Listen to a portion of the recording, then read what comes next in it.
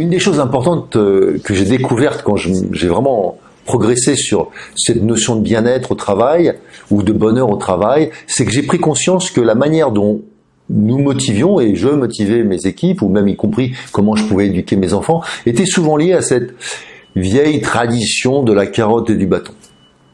Et peut-être que vous êtes conscient ou pas, mais que ça ne fonctionne pas dans la majorité des cas. Ça fonctionne très bien dans un seul cas.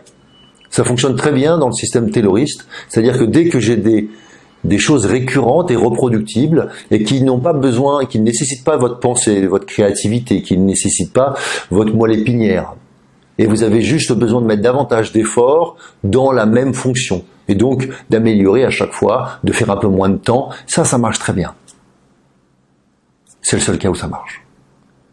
Les études le prouvent depuis les années 50, mais il n'empêche qu'entre ce que les études prouvent et ce que je peux mettre en œuvre, ou ce que nous avons mis en œuvre dans les entreprises, je m'aperçois qu'on en est encore à ce système-là. Le système de rémunération est basé sur ce système-là.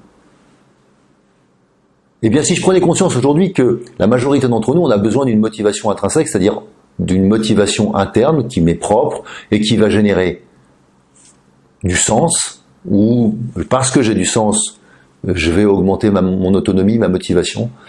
Et le troisième registre, ce sera les compétences, on en parlera plus tard. Donc si je veux maintenant augmenter le bien-être par la motivation intrinsèque, pour éviter de fonctionner avec la carotte et le bâton, je vais devoir prendre en compte quels sont les besoins des personnes. Et par besoin, j'entends de quoi ont-ils besoin au quotidien, par exemple le besoin de reconnaissance qui est le besoin le plus partagé.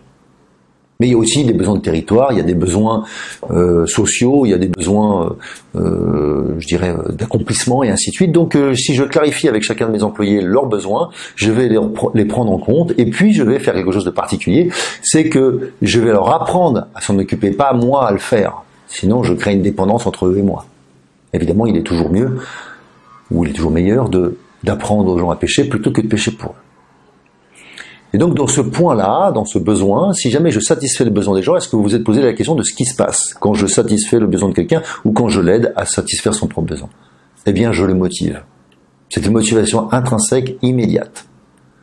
Et souvent, le recours que nous avons, c'est de rémunérer davantage les gens, ou le seul recours que nous avons, c'est de les rémunérer, qui est pour nous le moyen de les reconnaître. Non, il y a bien un autre moyen pour reconnaître les gens. Notamment de respecter leurs valeurs, notamment de respecter leur territoire, notamment de respecter un certain nombre de choses qu'ils vous ont dit comme étant essentielles. Donc ce que je vous propose aujourd'hui, c'est de prendre conscience des valeurs dont nous avons parlé, de prendre conscience de ce besoin d'accomplissement ou de reconnaissance, et d'aider les gens à le satisfaire.